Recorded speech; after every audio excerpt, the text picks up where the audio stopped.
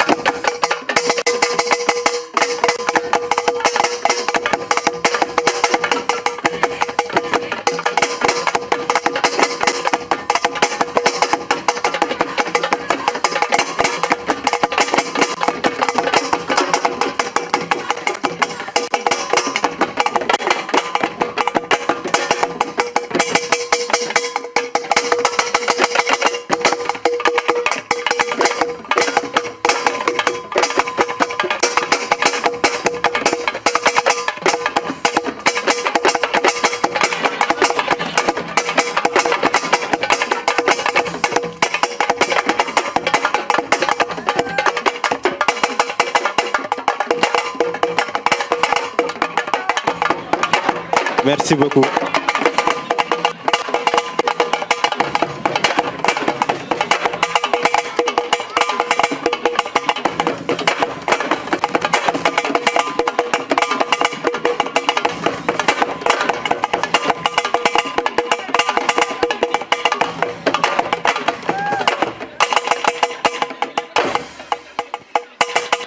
Nous remercions les majorettes du lycée Ahmed Fall pour cette belle prestation.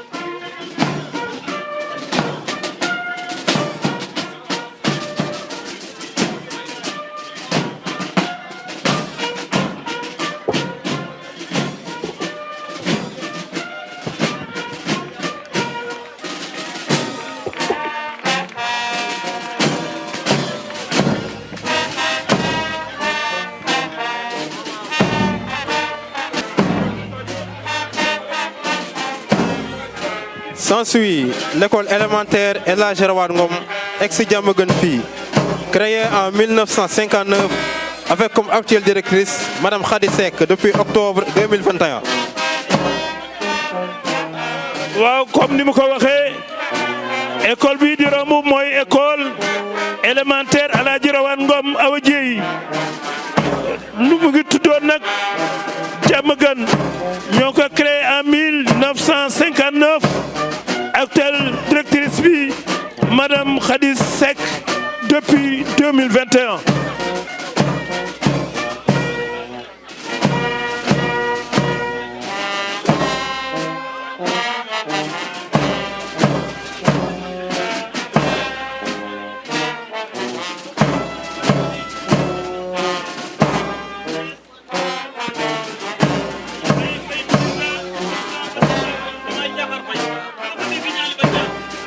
S'ensuit le groupe scolaire Koumba ak Samadar, créé en 2009 avec comme actuel directeur M. Abdoulaye Gaye.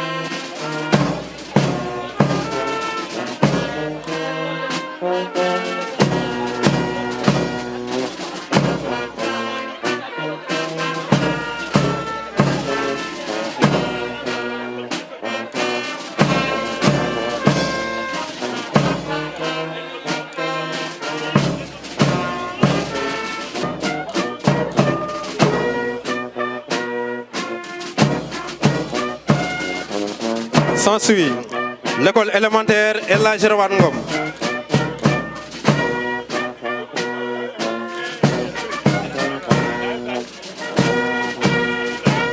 S'ensuit le groupe scolaire Koumbak Samandar, créé en 2009 avec comme actuel directeur M. Ablaye Gueye. waaw école boobu di leen romb mooy école Koumba ak Samba Ndar ñoo ko créé 2009 actuel directeur bi mi ngi tudd Ablaye Gueye.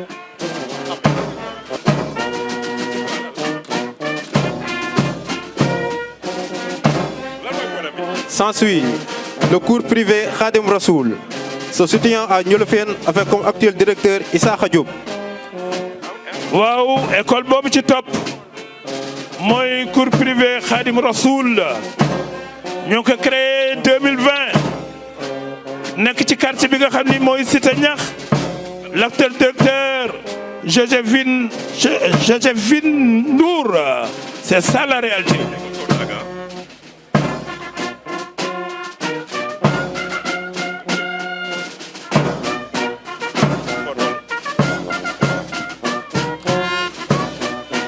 Et donc, cours privé.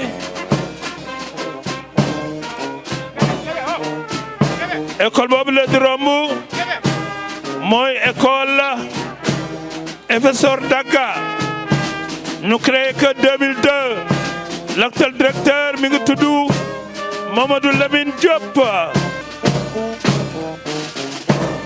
S'ensuit l'école élémentaire El Hadj Mokhtar Justin Ndiaye, ex-Léona Garçon, créé en 1961 avec comme M. Bakhaw Dieng directeur depuis 2016. École boobu la di romb mooy école élémentaire El Hadj Mokhtar Justin Ndiaye, ex-Léona Garçon ñoo ko créé 1961 l'actuel directeur depuis 2016.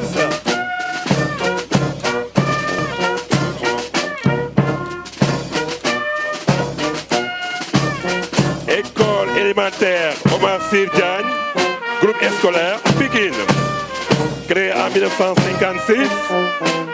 L'actuel directeur s'appelle M. Adama Wade. École boobu la di romb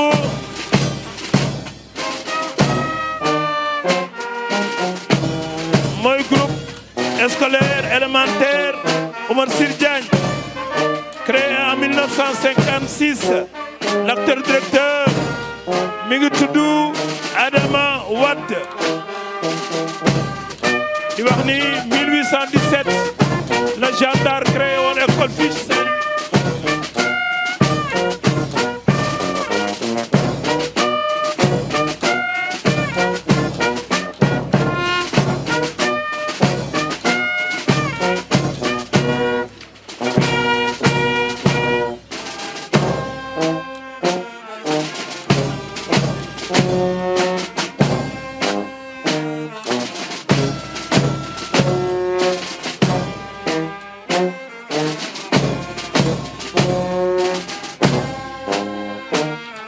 Et donc voilà le groupe scolaire Pikine, créé en 1999. Ginnaaw raay, l'actuel directeur est El Hadj Maodo Diaw.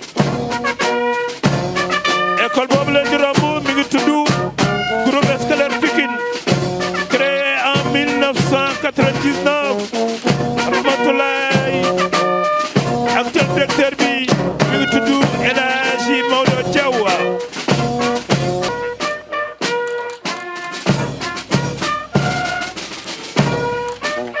Et voilà, c'est l'école élémentaire Sordaga 1, créée en 1998. L'actuel directeur, Abdoulaye Touré. École bi di romb mooy école Sordaga 1, créée en 1998. L'actuel directeur, il s'appelle Abdoulaye Touré.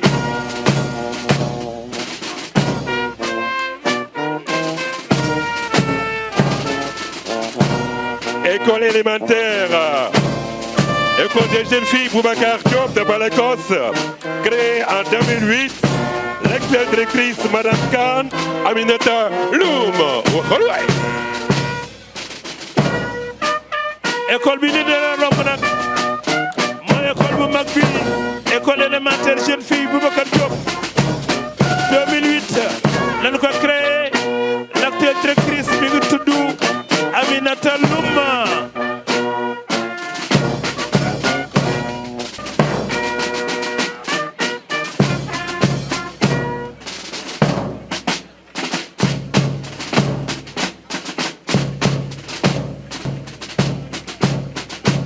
Et donc voilà l'école élémentaire Léontine Graciandé, créée en 1905. L'actuel directeur, M. Sambali, coordinateur des directeurs. École boobu mooy école bu mag bi di école élémentaire Léontine Graciandé ñoo ko créé en 1905 waaye l'actuel directeur mi ngi tudd monsieur Sambali, coordinateur des directeurs. C'est ça la règle.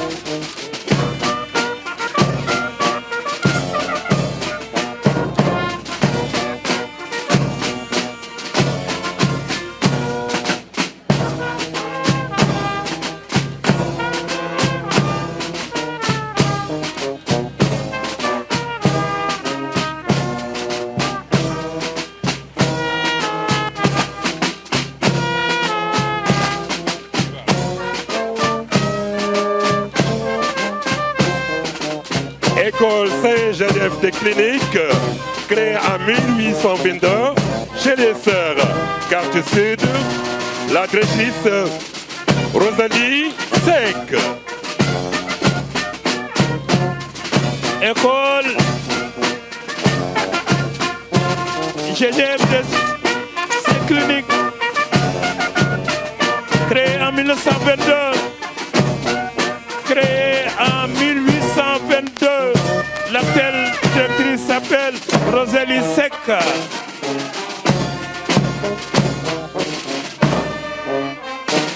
École élémentaire Aline Badara, Sarr ex-City Valgasson, créée en 1951. L'actuel directeur Moussa Ba. L'école élémentaire Natayala, ex-Dival Fi, créée en 1876. L'actuel directeur Mamadou Gueye. École boobu mooy école bi ñu tuddee la reine de Yàlla tuddoon Dival nag bu njëkk donc créé 1876 l'actuel directeur mi ngi tudd Mamadou Gueye waaye fàttewuñu école Alioune Babacar Sarr ex-Dival Gaston moom it ñu créé ko 1951 l'actuel directeur monsieur Moussa Ba.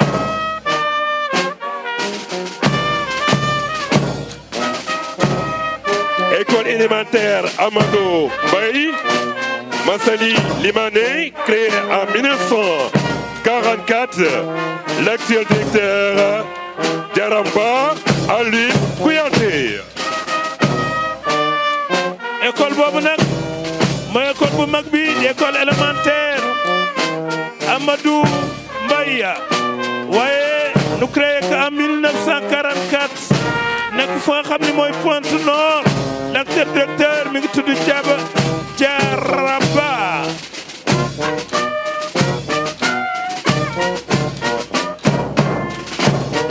École Françoise Antoine de Saint-Louis Exupéry, fondée en 1979. L'actuelle directrice Sophie L'Afrique.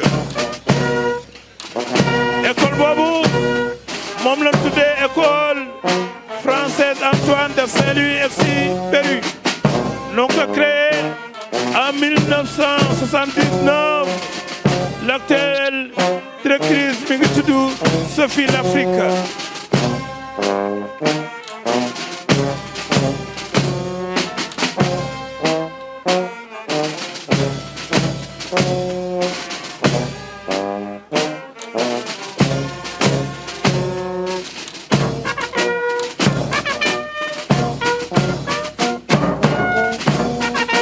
Et donc voilà l'école franco-arabe de Gokumbac. ñoo ko créé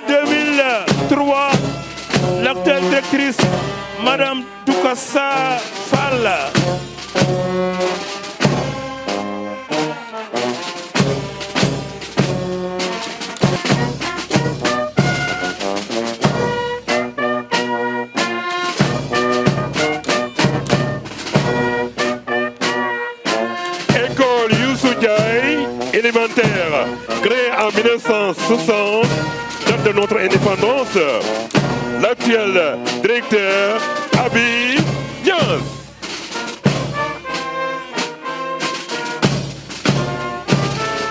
école boobu nag moom lañ tuddee kilifa gu mag googu di Youssou Ndiaye 1960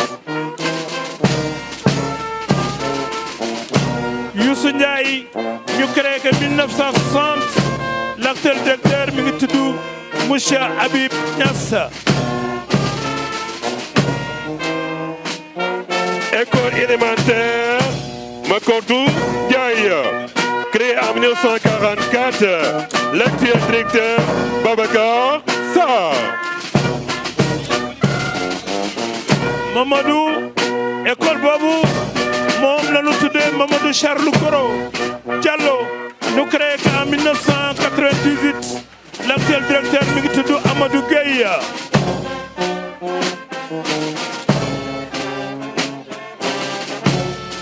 L'école élémentaire Seigne Babacar Gueye, créée en 1961, l'actuel directeur Banda Seck. École élémentaire Santhi Bango.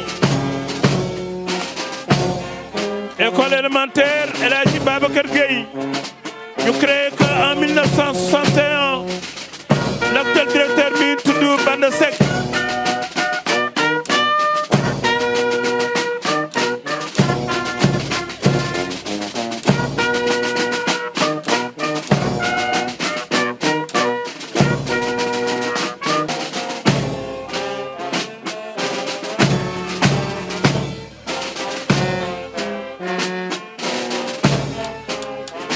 École élémentaire Santhiane Bongo, créée en 2008, l'actuel directeur Sini Thiam.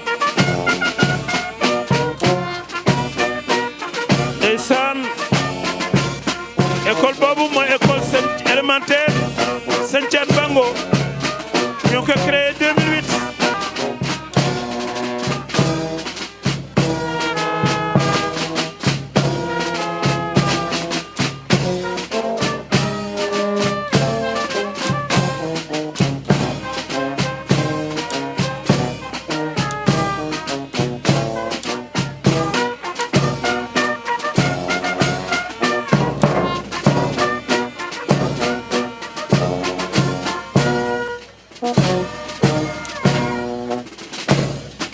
École élémentaire Ousmane Soumaré, créée en 1962, l'actuel directeur Mouché Momodou Gueye.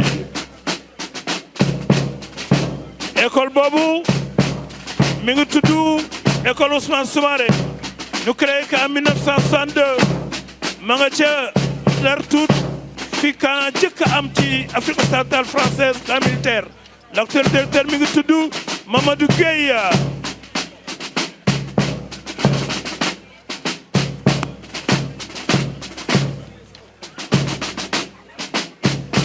École Marif, créée en 2017, l'actuel directeur Ernest Selig. Ah dafa neexul ba neexul waaye défilé bi ala daw mena école yi sañse nanu wane nanu seen bopp wane nanu ni ci feet gi lañu bokk. École boobu nag mi ngi tudd école Marif ñu créé ko en 2017. Merci.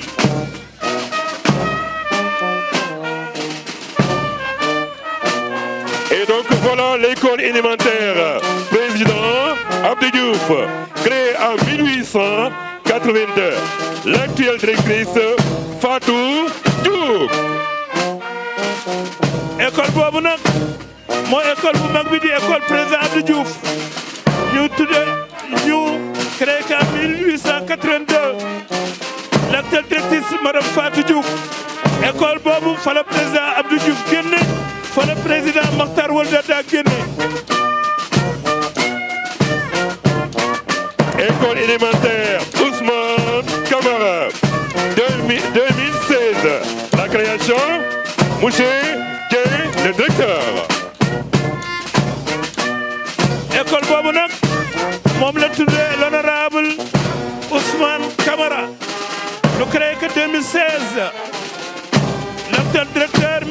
monsieur Dieng monsieur Ousmane Camara moo jàngal président Abdou Diouf.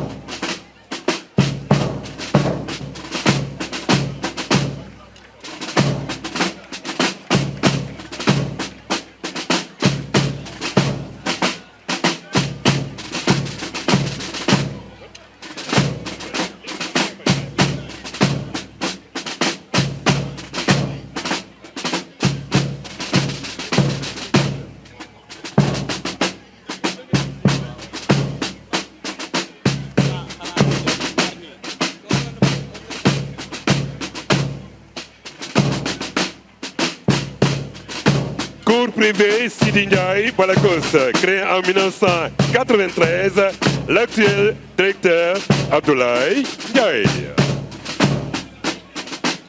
Devant les témoins de l'histoire, cours privé Sidi Ndiaye, un grand monsieur, créé en 1993, l'actuel directeur Abdoulaye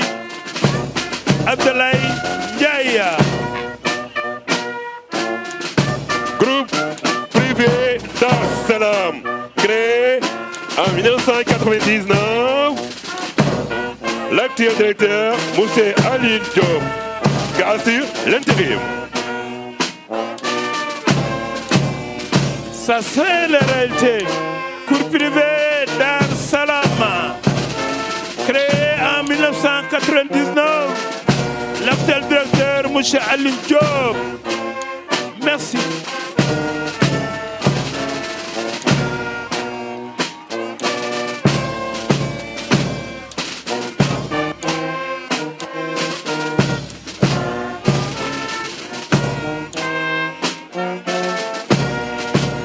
Dara Seigne Abdoulaye Gueye, créé en 1962, géré par Oustaz Joe. Premier Dara de Saint-Louis avec Abdoulaye Yassine. Dara Serigne Abdoulaye Gueye moo ko créé ñu tuddee ko en 1962. Oustaz Diaw moo koy jiite.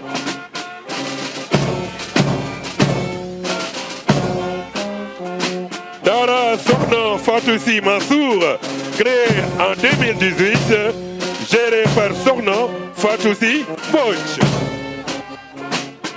Ah Dara jooju la ñu tuddee doomu soxna bi Sokhna Fatou Sy Mansour lu créé que 2018 l'actuelle directrice bi ngi tudd Sokhna Fatou Sy Mbodj. Dara Serigne Mamoun Ndiaye, créé avant l'indépendance. Le marabout s'appelle Serigne mooy Dara Serigne Mamour Ndiaye di Dara ju mag ju fi yàgg ndeysaan mooy romb noonu Dara Serigne Mamour Ndiaye Serigne Adi Ndiaye imam mooy directeur bi c'est ça la réalité. Enfin des écoles élémentaires, l'école Boli Diaw déficient visuel, implantée à Boli Diaw depuis 2018. Le programme d'éducation inclusive des élèves déficients visuels est implanté à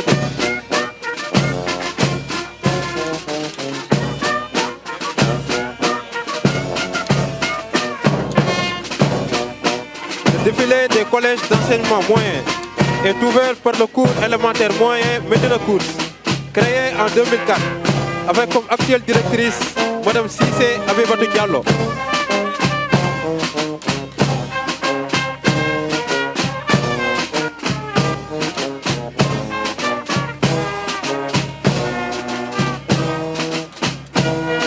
École boobu moom la ñu tuddee CM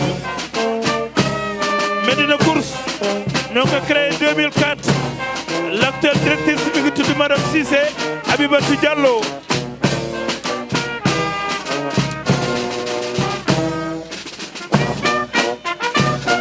Et CM André Pétafin, créé en 1987. censeur s'appelle Mouché Amadou Ali Sow.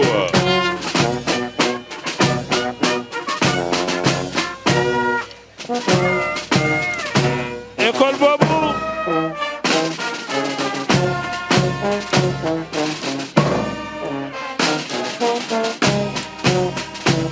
école bi lycée d'excellence Aimé Césaire créé en 2008 par le groupe ESM doomu Ndar bu mag ba waaye l'actuel proviseur mi ngi tudd Mamadou Diallo Diaw ESM merci.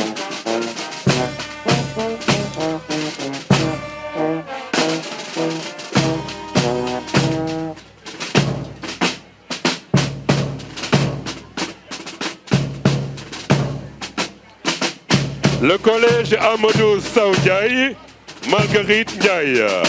À Balakos, principal Pape Sidi Ndiaye. Principal mi ngi tudd Pape Sidi Ndiaye merci.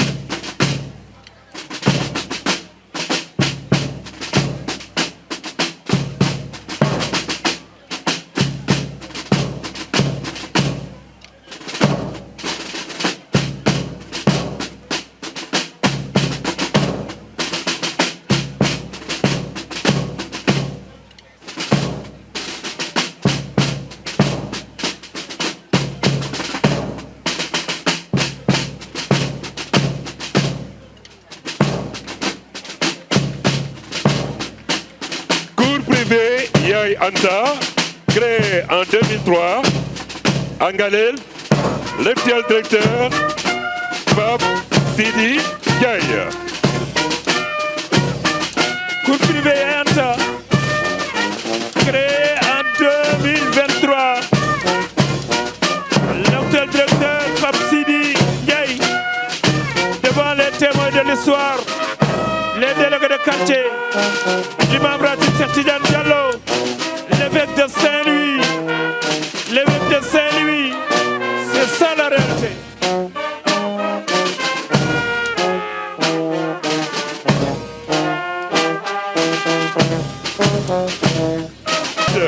L'actuel directeur, toujours, Pape Sidi Ndiaye. Kenn dootu ko fàtte Sidi Ndiaye, créé en 2018. L'actuel directeur mi ngi tudd Pape Sidi Ndiaye di nuyu la délégation de Imam Abdallah Cissé.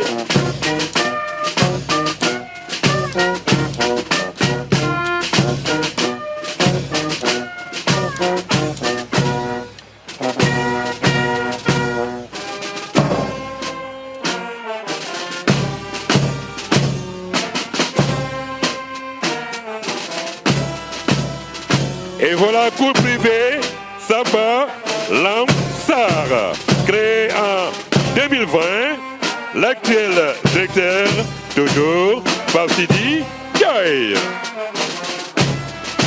Voilà encore le nom de Sidi Ndiaye. Cours privé Saba Lamsar, créé en 2020, l'actuel directeur, encore une fois, Machallah, Pape Sidi Ndiaye.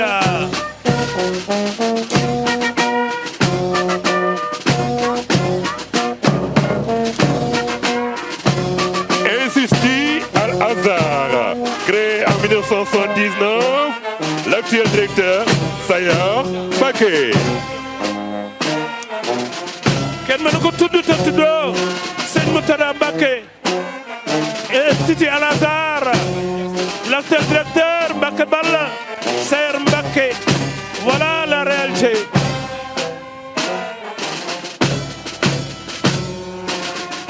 Le défilé du lycée est ouvert. Le Pétavin, créé en 1927, l'actuel censeur ou bien directeur, c'est Ami Diop.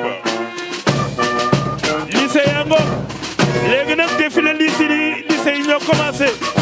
Lycée André Pétavin, premier ministre des Finances du gouvernement Mamadou Dia, président Senghor, créé le 1er janvier 1927, l'actuel proviseur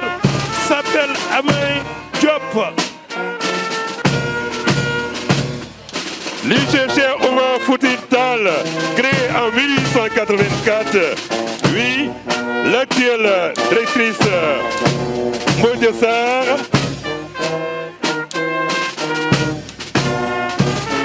Je rappelle au personnel chargé des médias que la manipulation de drones est formellement interdite. Je rappelle au personnel chargé des médias que la manipulation de drones est formellement interdite. Lycée franco-arabe de Pékin, créé en 2008-2009, l'actuel responsable c'est Serigne Mounirou Faye. Je répète en wolof. ñoo ngi ñaan sunu mbokk journaliste yi ni dañu interdire li nga xam ne mooy drone mu naaw fii mu nekk fii nu nekk espace bi nu nekk dañu fi interdire drone mu naaw fi kon képp koo xam ni journaliste nga te doon utiliser drone ñoo ngi lay ñaan nga arrêté ko. lycée bu jiitu nag mooy lycée Cheikh Omar Fouti Tall ex lycée Faidherbe. L'actuel directeur mi ngi tudd Ndeye Arrête Mbodj Sarr. Lycée des jeunes filles Ahmed Fall, créé en 1861. Actuellement, la responsable c'est Khady Siba. Ex-Blanco, lycée Ahmed Fall, créé en 1861. L'actuelle directrice s'appelle Madame Khady Siba. C'est ça la réalité. Les bâtiments réhabilités en 2014 sont classés patrimoine de l'UNESCO.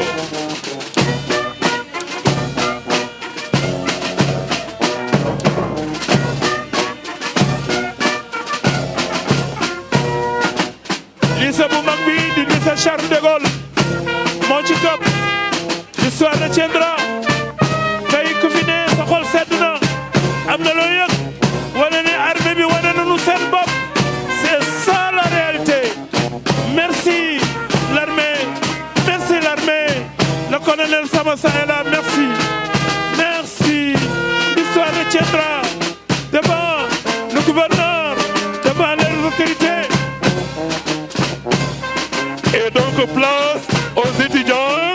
Le défilé des étudiants UFR de Saint-Louis, STAPS et UFR IPSLE de Saint-Louis.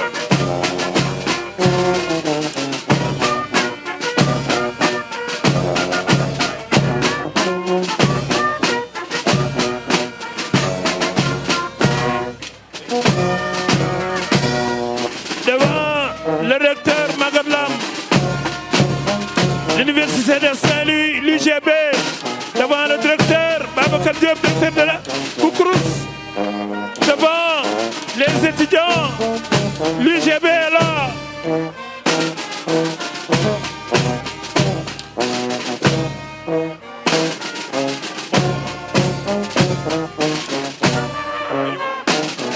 Et donc merci à l'Institut Polytechnique.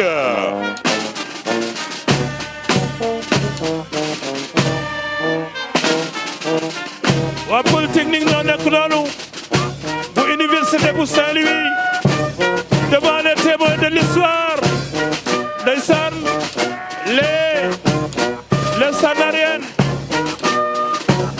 Université Kocc Barma, créée en 2015, l'actuel directeur Abdoulaye Niang. Université Kocc Barma ngoog. Université Kocc Barma ngoog. Ndeysaan, c'est ça la réalité. Merci.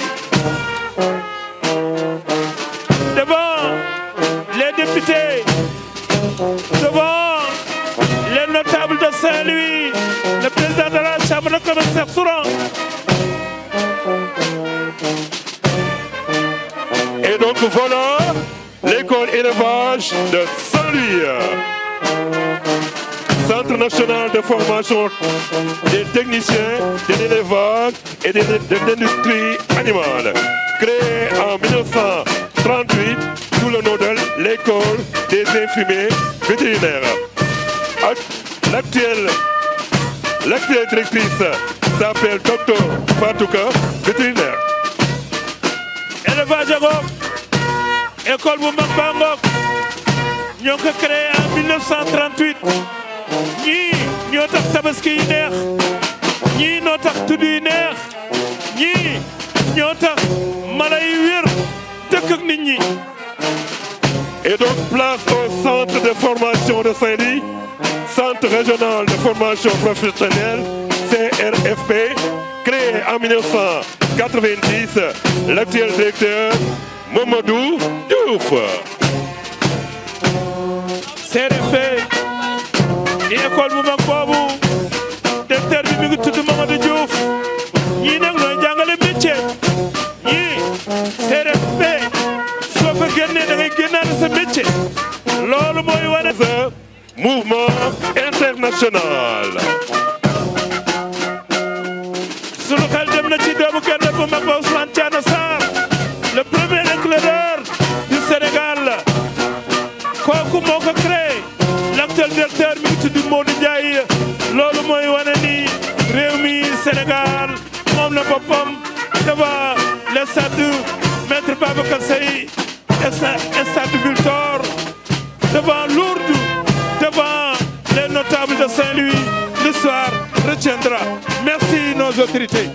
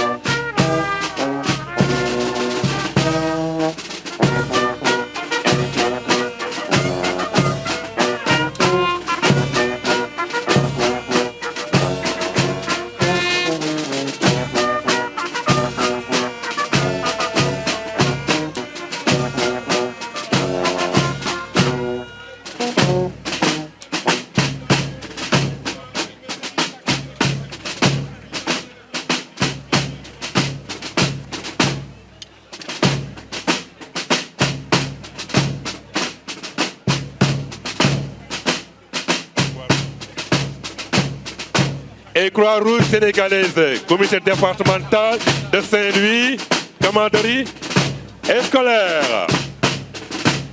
ñii nag sunu màggee ñooy taxaw askan bi mooy waa Croix-Rouge ñii yàgg fi lool avant l'indépendance di nuyu nag madame Sarr décor bi rafet na tribune yi rafet nanu vraiment la fête est belle. Merci madame Sarr mais merci monsieur le gouverneur merci le colonel Sawasa.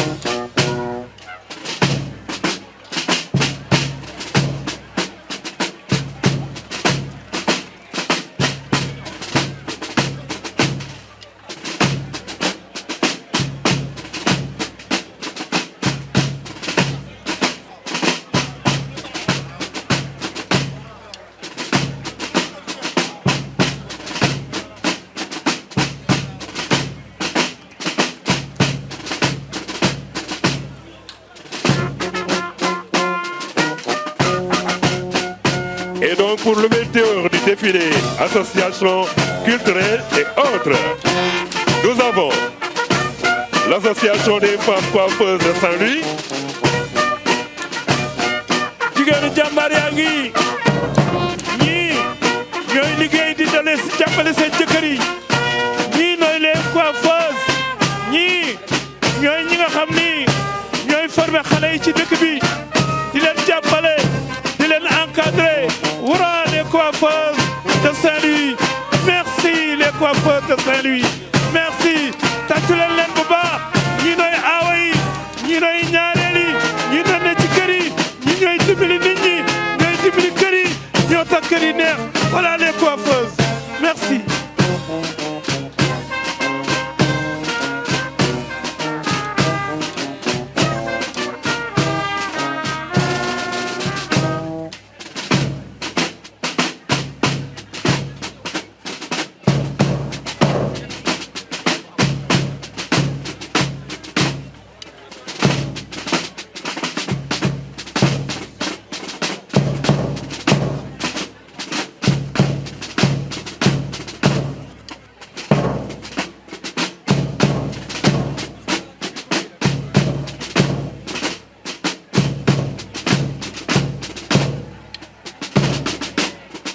ñooy jigéen ñi nga xam ne ñaw la ñuy jàng ñii ku ci génn da ngay daal di commencé liggéey dimbali sa bopp dimbali askan wi dimbali sa waa kër tàccale leen bu baax les femmes là ñii liggéey la ñu xam jaamu yàlla ñii war na leen wane bu baax ay exemple ndax suñu génnee ñoom ñooy nekk teer yu mag yi ci biir Sénégal c'est ça la réalité.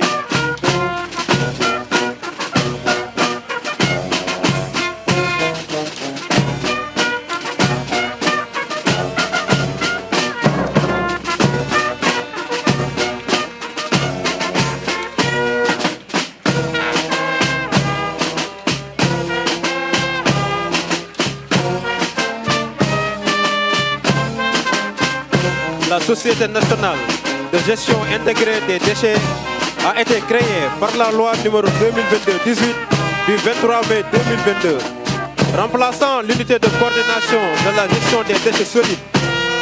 Les rôles et les missions de la SONAGEC, la coordination nationale, assurer la gestion intégrée et la planification des déchets sur tout le territoire en succédant à l'unité de coordination et de gestion des déchets.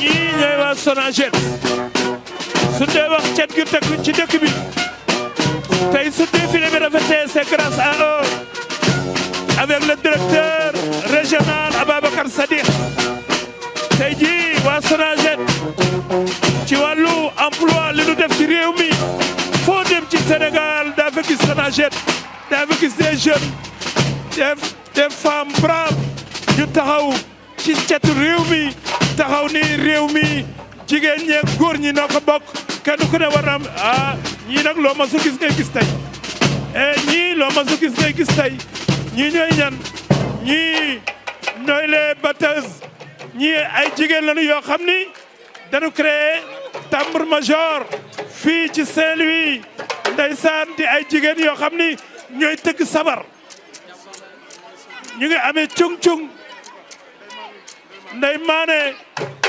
Mané tàccu leen ko bu baax a baax tàccu leen ko bu baax a baax.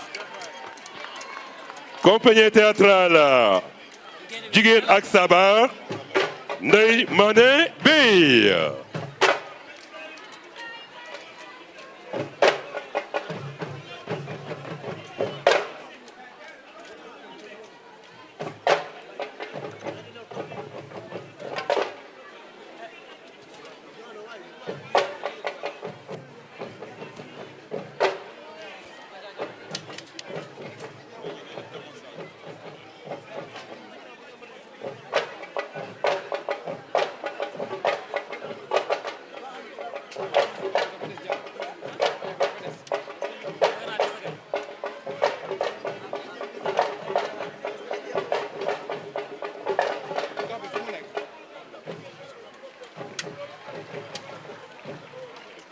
compagnie Jigéen ak Sabar, on vous remercie.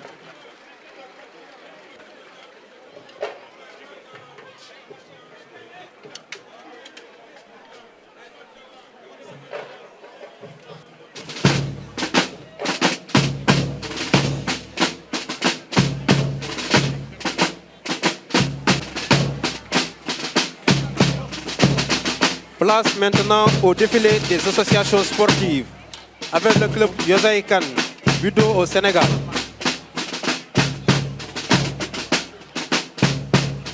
Devant le stade Maître Babacar Seye, ex-Victor, les sportifs ñooy défilé ci avenue bu mag bi di avenue président Macky Sall ñooy défilé bu rëy bi tey kuy sportif yaa ngi fi bu ngoonee nag ce soir ñoo ngi leen di yëgal ni ca Quai Henri Seye am na fa rawante gaalu wi boobu mag bu ñu fay def ñoo ngi koy yëgal ñëpp di wax ni fas yéene nañu ànd ak base navale le commandant Sarr ànd ak gémi ànd ak sapeur ànd ak ñëpp ñi nga xam ne am nañu gaal fale nga xam ni mooy Quai Henri Seye.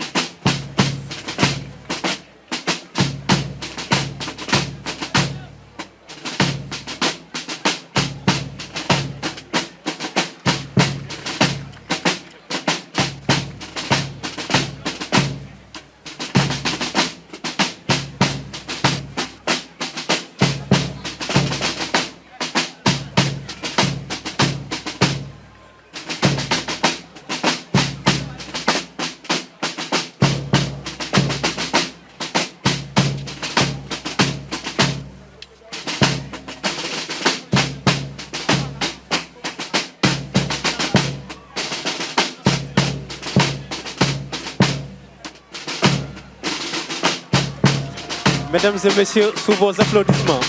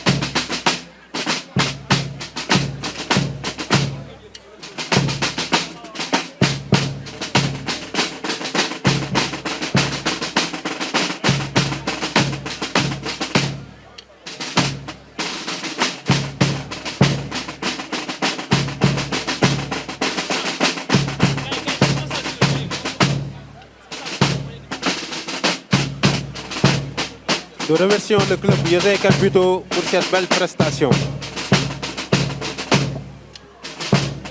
Et donc place au judoka. sama xel dem na ci Mbaye Boy doomu nar bu mag ba ñii nag nooy judoka yi yàgg indi médaille ci dëkk bi nuy wax Saint-Louis du Sénégal. Voilà les judoka. Ndeysaan, l'histoire retiendra. Merci.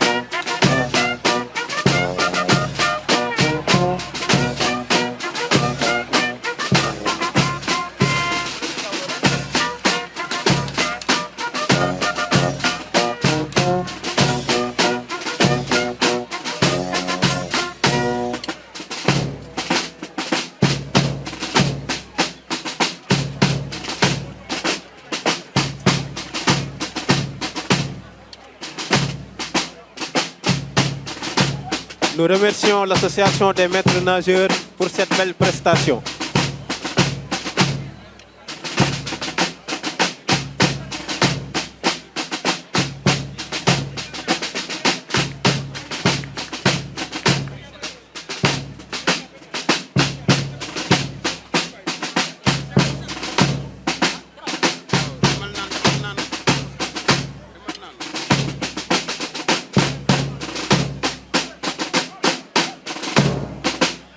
maître nageur yaa ngoog seen taxawaay ci plage yi am solo lool tey ji wane nanu ni nga xam ni noonu la ñuy dimbale doomu aadama yi di fàttali ni tey la région de Saint-Louis ma nga ca semaine nationale de la jeunesse. Et donc voilà les cyclistes humains de Saint-Louis. Aussi les canons-kayak.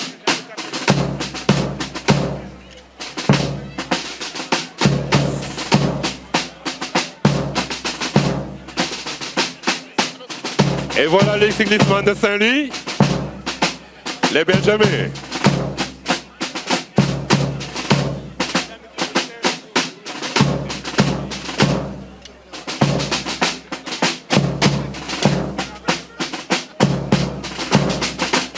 cycliste yaa ngoog ndeysaan Ablaye Thiam Amadou Niang les cyclistes ndeysaan ñii ñooy def tour du fleuve merci di nuyu waa SAED di nuyu les partenaires ñi nga xam ne ñëpp jàpp nañ ci fête gi ndax fête gi su neexee nii am nañu ci jàpp ñoom ñëpp ñu ngi leen di remercier di nuyu bu baax Modou Ben Diop le directeur général.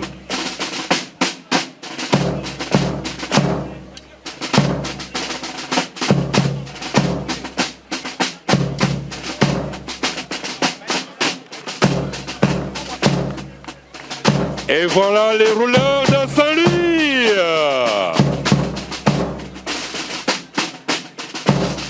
Les rouleurs xale yi nag ñooy animé dëkk bi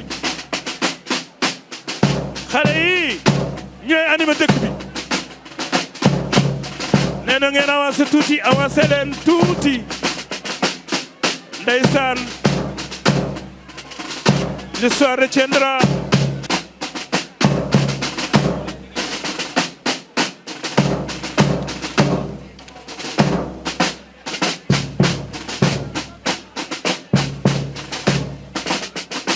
Nous remercions le club de roller pour cette belle prestation.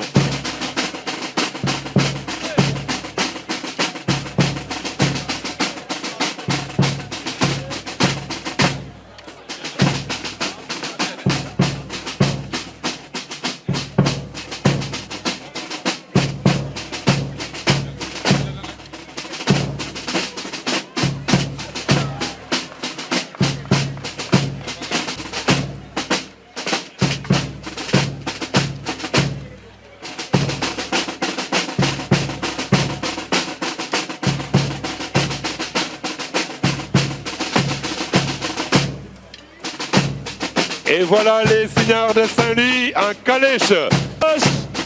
La reine de Yàlla signaar yi ñëw na dëkk Ndar calèche yi ngeen gis moom moo jiitu woon Mercedes yi calèche yi ngeen gis am na jamono ku ko am ci dëkk bi mën nañu wax ni actuellement yaa ngi dawal 88 lii mooy l'histoire lii mooy wane ni réew mi moom na boppam lii mooy wane ni réew mi ci ñaan ku nangu loolu nekk merci à Croix-Rouge à Aladji Sarr Croix-Rouge l'histoire retiendra wax nga dëgg Aladji Sarr Croix-Rouge ah merci vraiment lii rëy na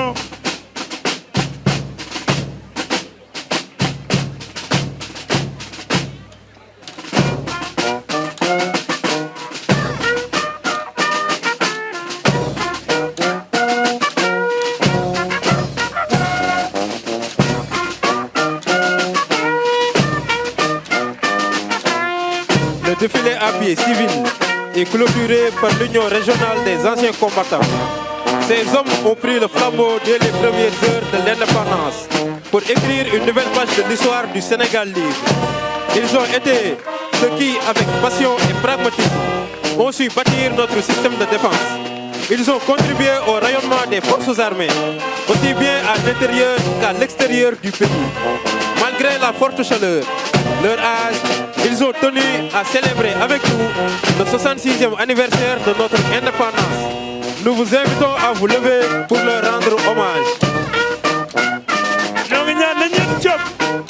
Nous sargal ñii noo demoon Indochine ñii ñi nga xam ni ñoo jiitu ñii taxaw di sunu mbokk armée bi ñii ñooy jàmbaari mag ñi te ñuy rafet lool ñu àndandoo les anciens combattants tàcc leen bu baax. Et de sécurité, partenaire des Jeux olympiques de la jeunesse Dakar 2026. Au-delà de l'alignement avec cette volonté politique, le thème traduit une compréhension fine des enjeux liés à l'organisation de la fête olympique. Les Jeux créés au lendemain des indépendances, elle est actuellement commandée par l'adjudant Babacar Ndiaye. Outre ses missions protocolaires, elle participe activement aux activités culturelles organisées dans la région de Saint-Louis.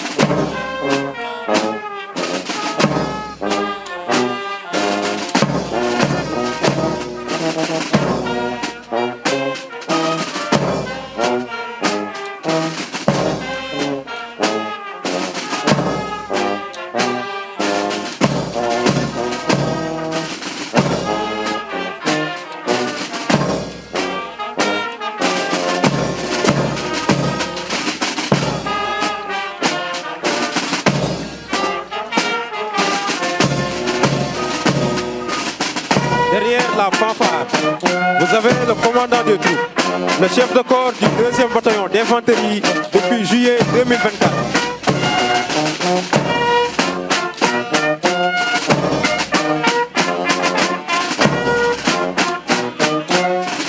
Le commandant des troupes est suivi du drapeau du 2e bataillon d'infanterie et sa garde. Le porte-drapeau est le lieutenant Masgion de la 42e promotion de l'École nationale des officiers d'actifs.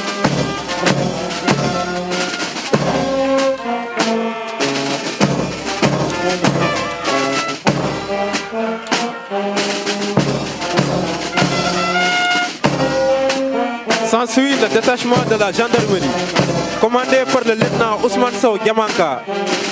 C'est à la suite de la montée en puissance de la gendarmerie nationale que le groupement de gendarmerie mobile de Saint-Louis a été créé en 2022 à l'image des autres groupements mis en place dans chaque région territoriale.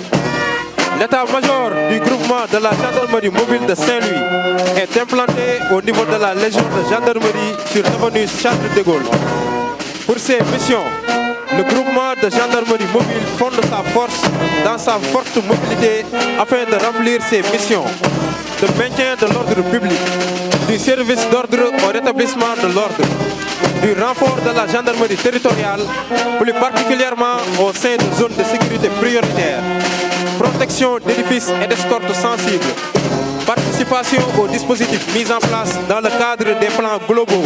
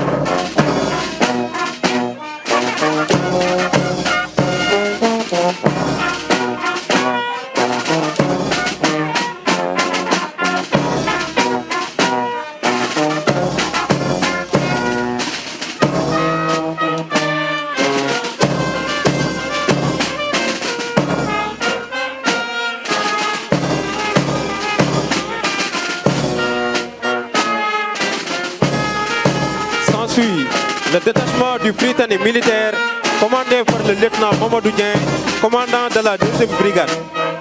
Le Prytanée militaire de Saint-Louis fut ouvert pour la première fois en février 1923 sous l'appellation École des enfants de troupe de Saint-Louis du Sénégal. Il était installé au camp Ouédout, actuel camp El Hadj Omar, situé au quartier Pointe-Nord à Saint-Louis. L'école militaire préparatoire africaine devient le Prytanée militaire Charles et Thioréré de Saint-Louis. Sa devise est désormais « Savoir pour mieux servir ». Le Prytanée militaire de Saint-Louis a pour mission de dispenser aux élèves recrutés par voie de concours un enseignement moyen secondaire général, une instruction militaire, une formation physique et morale les prédisposant à la carrière militaire. Le détachement qui défile devant vous aujourd'hui se compose d'enfants de troupe et de militaires de la compagnie support. Sa devise est désormais « Savoir pour mieux servir ».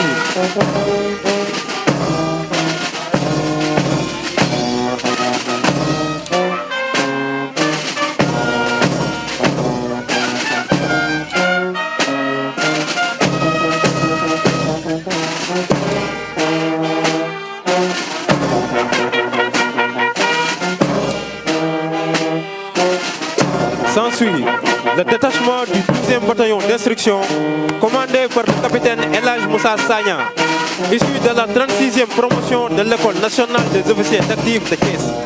Le 12e bataillon d'instruction est un centre d'instruction qui abrita les premiers pas de beaucoup de gens dans l'apprentissage du métier des arts.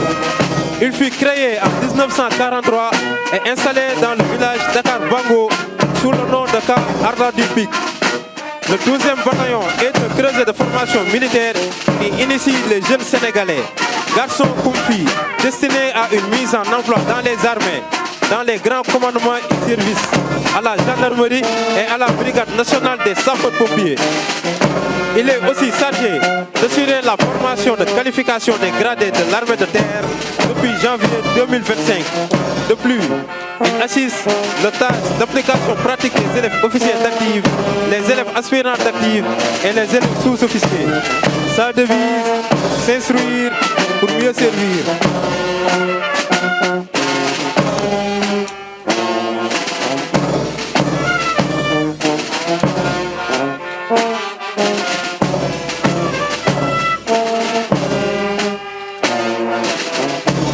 S'ensuit le détachement du 2e bataillon d'infanterie, commandé par le capitaine Wali Faye, issu de la 37e promotion de l'École nationale des officiers d'actifs.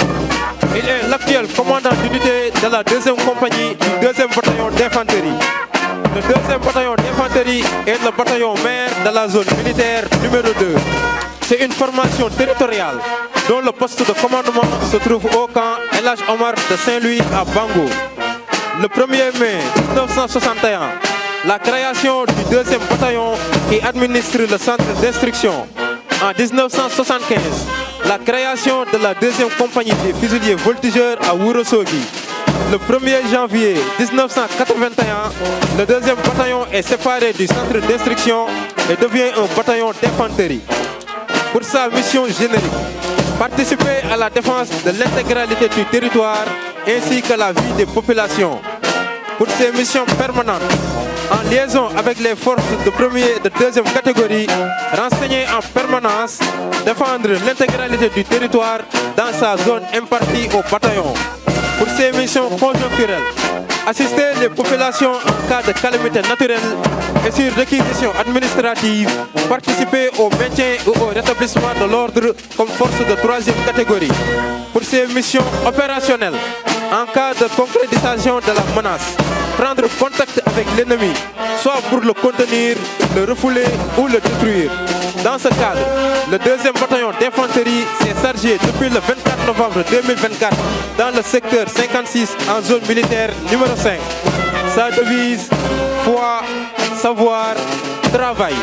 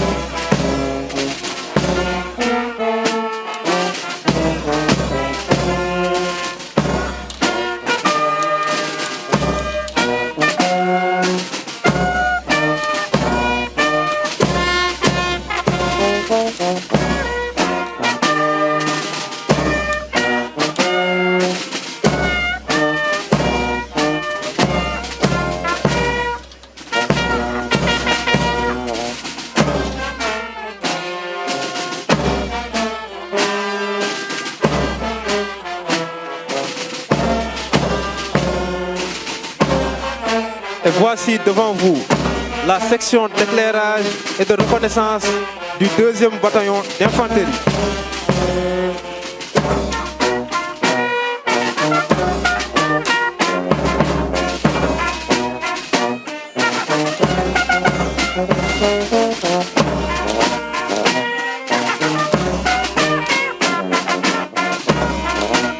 S'ensuit la 12e compagnie de combat du génie commandée par le lieutenant Christian Ntap. Issu de l'école des forces armées de Zambokro en Côte d'Ivoire, le lieutenant Ntap est aligné avec la 36e promotion de l'école nationale des officiers d'actifs. Pour ses missions, la 12e compagnie de combat du génie a pour mission notamment participer à l'appui aux unités implantées en zone militaire numéro 2, exécuter seul ou renforcer des chantiers élémentaires, notamment de travaux publics. La compagnie a pour devise Liguey Khareng Khalyor. S'ensuit le détachement de la base navale Nord, commandé par l'enseigne de vaisseau de 2e classe José Martin Moussa Tine. La base navale Nord est commandée par le capitaine de frégate Abdou Hafsar depuis le 23 décembre 2024. Le détachement de la base navale Nord qui passe devant vous est placé sous les ordres de l'enseigne de vaisseau, composé d'une section d'équipage des unités navales amarrées au port polonais et au quai roumain, et d'une escouade de fusiliers marins commando présents le long du fleuve Sénégal à Saint-Louis, Podor, Matam et Bakel. La devise de la marine nationale en mer pour la patrie.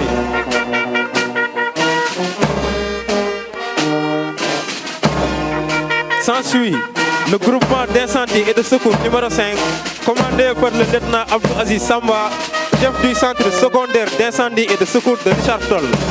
Le groupement d'incendie et de secours a pour mission, dans les limites de son secteur, de la prévention et de la prévision des risques pour la protection des personnes, des biens et des installations stratégiques, des secours d'urgence et de la lutte contre les incendies, les périls et les accidents de toute nature pouvant menacer la sécurité publique. Leur devise, sauver ou périr.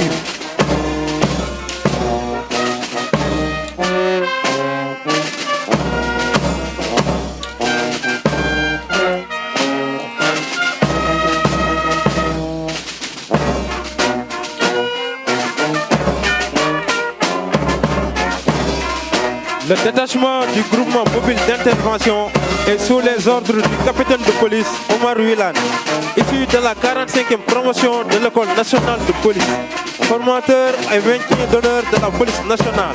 Il a pour mission le maintien et le rétablissement de l'ordre public sur toute l'étendue du territoire national, la sécurité des lieux de résidence et les déplacements officiels des autorités gouvernementales ainsi que des hôtes de marque. L'intervention à l'occasion de toute atteinte grave à la sécurité des personnes et des biens. La protection des édifices et des infrastructures publiques, des représentations diplomatiques ou consulaires. La devise dans l'honneur au service de la loi.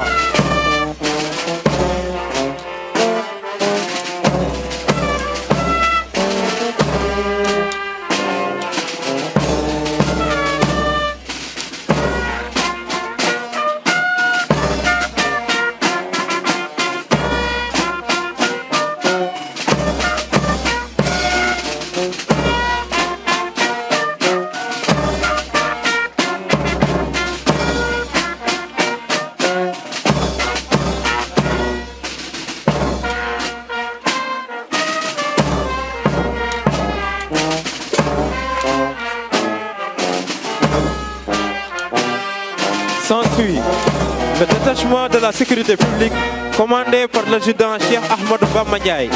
Il a pour mission la protection des personnes et des biens, la garantie des libertés et la défense des institutions de la République, la protection des institutions et des hautes personnalités, le maintien et le rétablissement de l'ordre public et l'exécution des règlements de police générale, spéciale et municipale.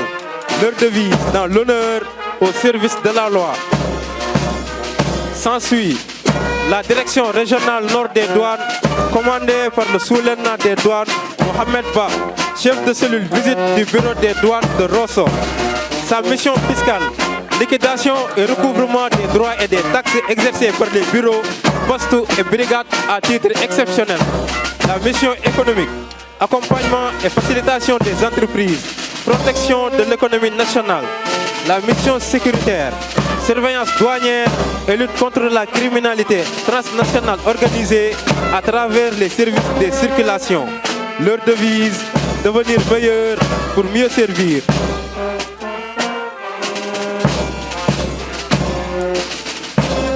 S'ensuit le détachement de l'inspection régionale de l'administration pénitentiaire commandé par le contrôleur Ahmed Fall, issu de la 4e promotion de l'école nationale d'administration pénitentiaire. Elle a pour mission la sécurité de préparation à la réinsertion sociale des détenus. Il s'agit d'abord d'assurer la sécurité publique en tenant compte des établissements, mais aussi d'assurer la sécurité physique, mentale, alimentaire et sanitaire du détenu et de favoriser sa préparation à la réinsertion dans la société. La devise, justice, honneur et dignité. S'ensuit le détachement des eaux et forêts de Saint-Louis. Sous l'autorité de la direction des eaux et forêts, chasse et de la convention des sols du ministère de l'Environnement et de la Transition écologique. Ces missions, mettre en œuvre la politique forestière définie par le gouvernement par le biais du ministère en charge des eaux et des forêts. Cette politique se résume essentiellement à la gestion des ressources forestières, ligneuses et fauniques. Leur devise, la forêt, ma foi, ma loi.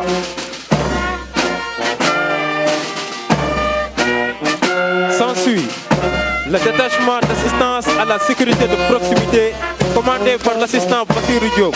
Pour ses missions, participer à l'élaboration et à la mise en œuvre du plan national de prévention et de lutte contre la délinquance en rapport avec les institutions telles que la police et la gendarmerie. Assurer le recrutement, la formation et la mise à disposition d'assistants de sécurité de proximité. Chaque année, 3000 nouveaux assistants à la sécurité de proximité sont formés et déployés sur l'étendue du territoire national.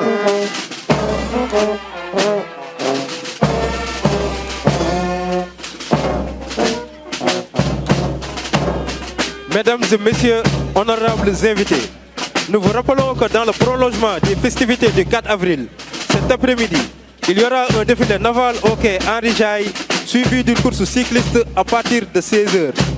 Dans quelques instants, nous allons assister au défilé motorisé civil.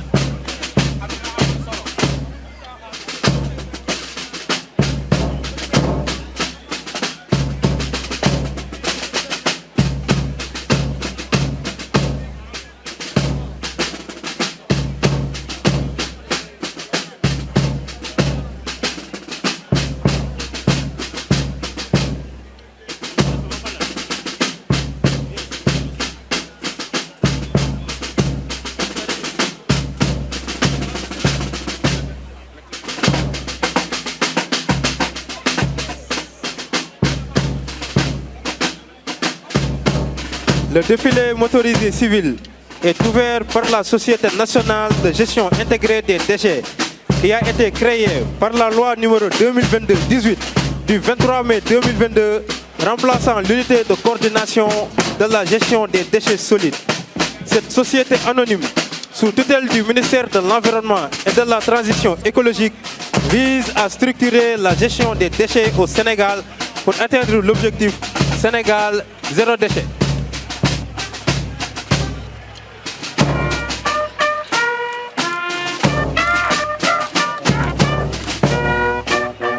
Effectif défilant, 6 véhicules et 1 engin.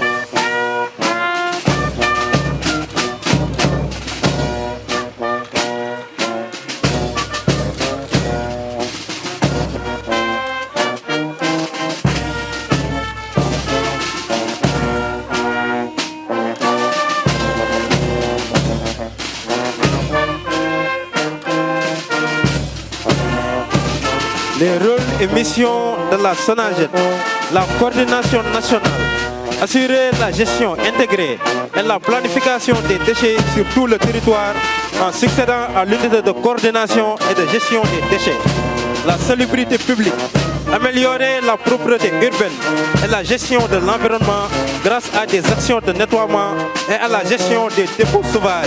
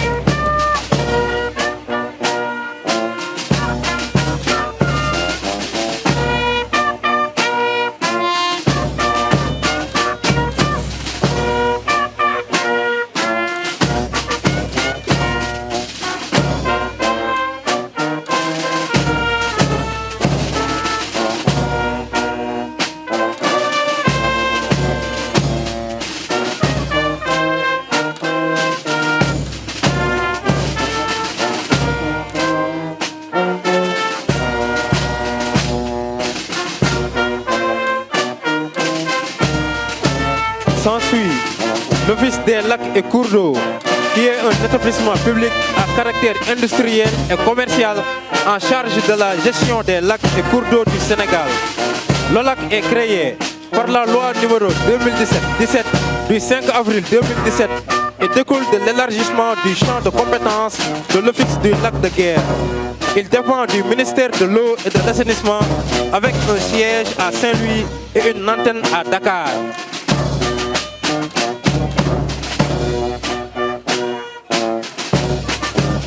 Effectif défilant, 5 véhicules.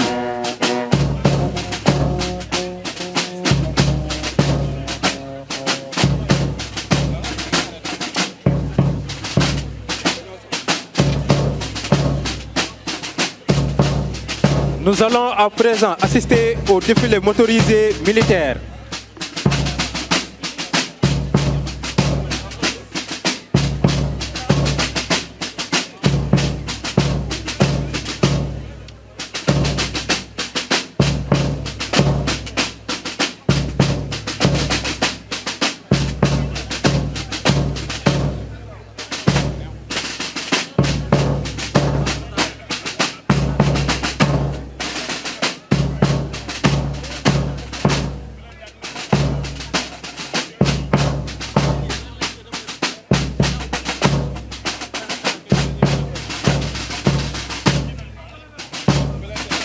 En tête du défilé motorisé, nous avons le commandant du défilé motorisé, le chef de bataillon Elhadj Issa Samb. Le chef de bataillon Samb est entré en service le 16 septembre 2005 et issu de l'Académie militaire de Modène en Italie.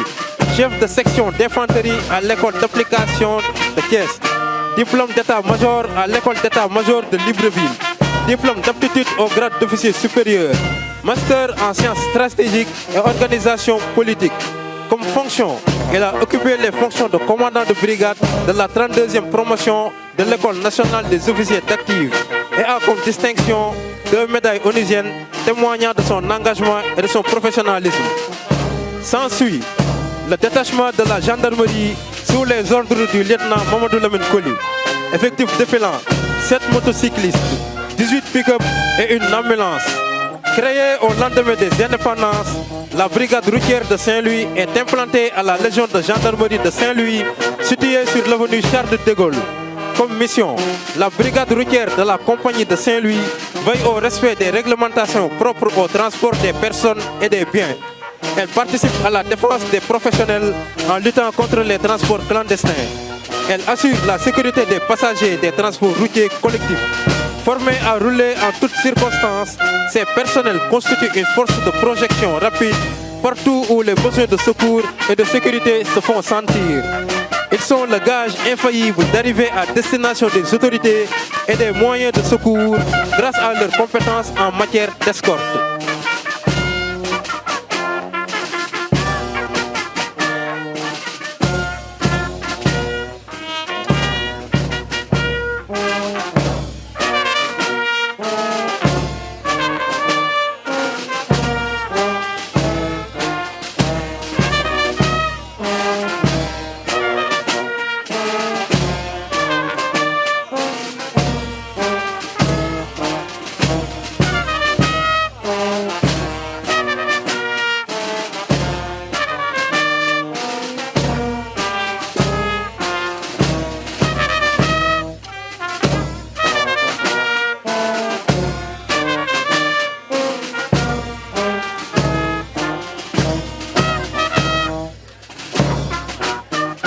S'ensuit le détachement du 2e bataillon d'infanterie.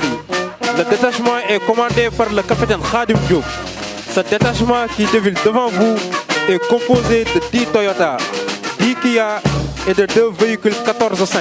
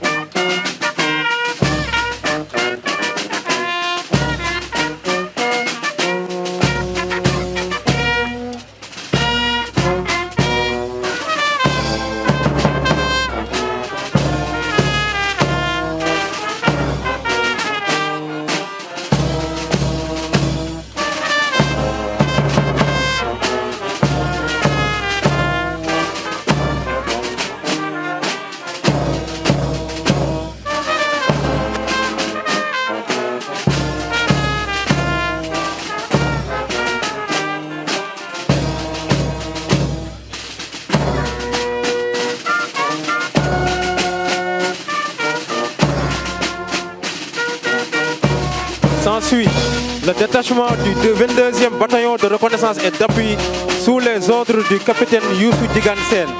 Le détachement est constitué de 5 bastions et de 5 rames MK3. Pour sa mission permanente, le 22e bataillon de reconnaissance et d'appui est l'une des unités de réserve de la zone militaire numéro 2, qui peut intervenir sur toute l'étendue de la zone sur ordre du commandant de la zone, contre un ennemi éventuel en vue de le détruire au mieux, au pire, le repousser hors des frontières ou le contenir en gagnant des délais nécessaires à l'engagement des unités de réserve générale.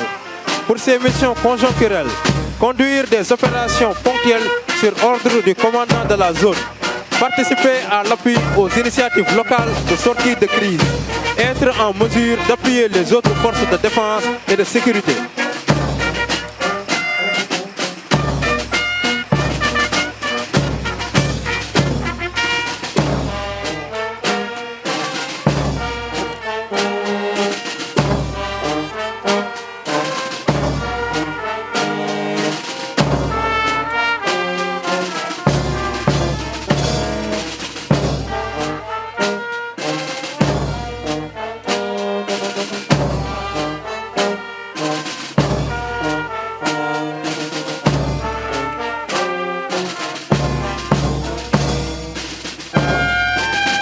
Le détachement du groupement d'incendie et de secours numéro 5 est aux ordres du lieutenant Cheikh Abdul Aziz Samba, issu de la 42e promotion de l'École nationale des officiers d'active. À sa sortie d'école, il a fait son cours d'application des officiers sapeurs-pompiers à l'École nationale de la protection civile tunisienne. Il est actuellement officier adjoint à la 51e compagnie d'incendie et de secours. Il est composé de 12 véhicules et engins lourds, plus un canoë de sauvetage de type Tornado.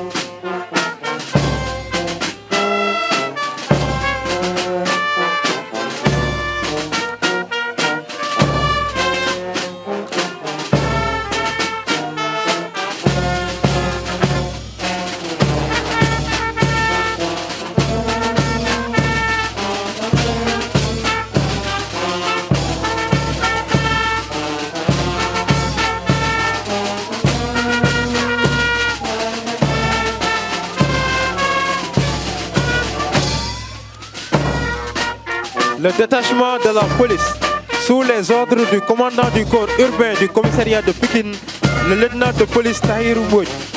Le détachement motorisé de la police est composé de 6 véhicules.